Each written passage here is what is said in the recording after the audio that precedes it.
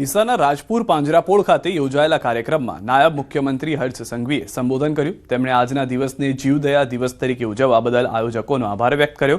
હર્ષ સંઘવીએ જણાવ્યું કે અહીંથી જીવદયાનું ખૂબ મોટું કાર્ય થયું છે। તેમણે જણાવ્યું કે ગુજરાતમાં 2 ગૌ હત્યારાને આજીવન સજા ફટકારવામાં આવી છે અને જીવદયાના હેડક્વાર્ટરમાંથી વચન આપ્યું કે ગૌમાતાના હત્યારાને કોઈ પણ સંજોગોમાં જામીન નહીં મળે।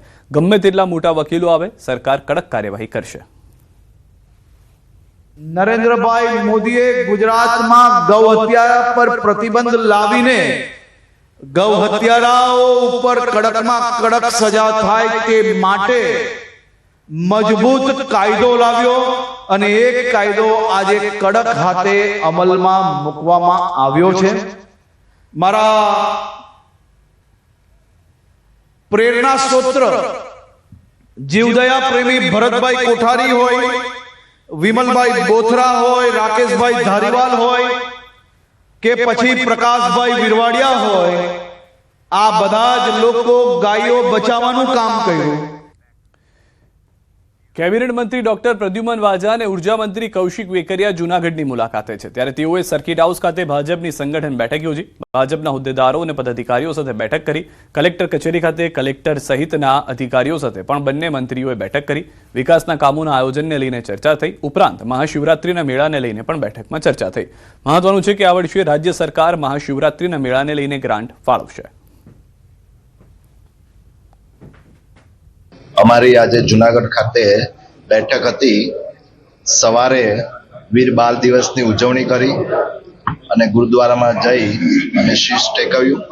ત્યારબાદ જુનાગઢ મહાનગરના સર્વે સંગઠનના હોદ્દેદારો અને ચૂંટાયેલા મુખ્ય પદાધિકારીઓ સાથે સંગઠનાત્મક બેઠક થઈ। ખાસ કરીને રાજ્ય સરકાર દ્વારા જુનાગઢની અંદર મહાશિવરાત્રીનું ખૂબ સુંદર અને ભવ્ય આયોજન થાય છે। આ વખતની અંદર રાજ્ય સરકારે નક્કી કર્યું છે કે જે રીતે મહાશિવરાત્રીનું આયોજન કરવામાં આવે છે એ પ્રકાર સરકાર પણ એમાં સહભાગી થઈ, સરકાર પણ એમાં સરકારની પોતાની ગ્રાન્ટ આપશે। એક ભવ્ય અને દિવ્ય આયોજન થઈ શકે એ પ્રકારનું સરકારનું પણ પ્લાનિંગ છે। વહીવટી તંત્ર સાથે પણ એ બેઠકની ચર્ચા થઈ છે। આગામી દિવસોની અંદર એનું સારી રીતે આયોજન કરી અને જે પણ આપણા શ્રદ્ધાળુઓ આવે છે એ સારી રીતે ઉત્સવ ઉજવી શકે એ પ્રકારનું ભવ્ય આયોજન કરવાનું છે। રાજકોટના ધોરાજીના સ્ટેશન રોડ પર ચોરોનો તરખાટ। દુકાનમાં ધોળા દિવસે ચોરીને આપ્યો અંજામ। વેપારીની નજર ચૂકવીને રોકડની ચોરી કરી। દુકાનમાં ગ્રાહક બનીને આવેલા શખ્સોની કરતૂત। દુકાનમાં રાખેલી રોકડ ઉઠાવી હોવાની આશંકાએ તપાસ। ઘટનાના સીસીટીવી ફૂટેજ પણ આવ્યા સામે। સીસીટીવી ફૂટેજના આધારે પોલીસે વધુ તપાસ આરંભી છે।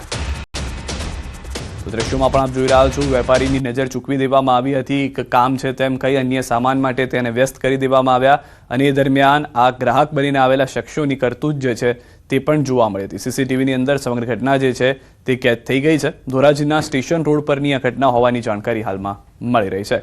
સીસીટીવીની અંદર જે આપ જોઈ રહ્યા છો તે પ્રમાણેની પરિસ્થિતિ થાય છે। કેમેરાને કવર કરવાનો પ્રયાસ કરવામાં આવે છે અને તેની પાછળ જે પણ વસ્તુઓ છે, જે નાણાં છે, તેને લઈને ચોરી કરવાનો પ્રયાસ કરવામાં આવી રહ્યો છે અને આ સમગ્ર ઘટનાને લઈને પોલીસ ફરિયાદ કરવામાં આવી છે। આ જોશો દ્રશ્યોમાં તો ખ્યાલ આવશે કે ત્યારબાદ વેપારી આવે છે, ત્યાં પોતાની જગ્યાએ બેસે છે, એ પહેલા હાથ ફેરો થઈ ચૂક્યો હોય છે।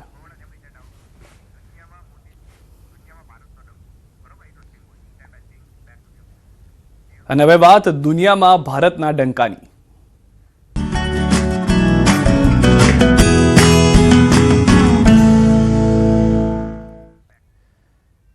2025માં ભારતની ધુરંધર પ્રગતિ થઈ રહી છે। આ અમે નહીં પરંતુ વિશ્વની અલગ અલગ સંસ્થાઓ કહી રહી છે। ભારતની સૈન્ય શક્તિ હોય, ભારતની આર્થિક ગતિવિધિ હોય કે અન્ય કોઈ ક્ષેત્ર, ભારત અગ્રેસર છે, જે દર્શાવે છે કે ભારતનું આગામી 2047 સુધીમાં વિકસિત ભારત બનવાનું સપનું સાકાર થવાનું નક્કી છે। જુઓ વિશ્વની નજરે ભારતની ઝલક।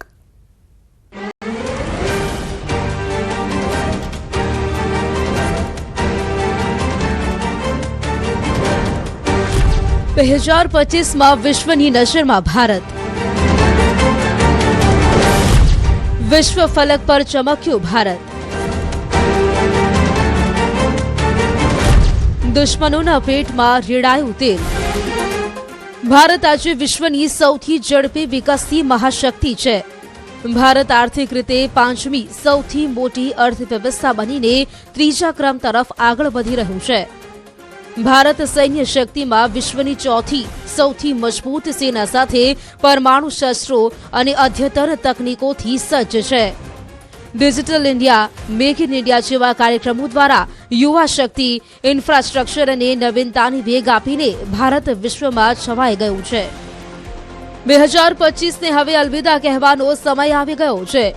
જો કે આ 2025 ભારત અને ભારતીયો માટે યાદગાર બની ગયું છે, કેમ કે ભારતે ફરી એકવાર સાબિત કરી દીધું છે કે ન તો ભારત ઝૂકશે, ના તો અટકશે અને સતત વિકાસની હરણફાળ ભરતું રહેશે.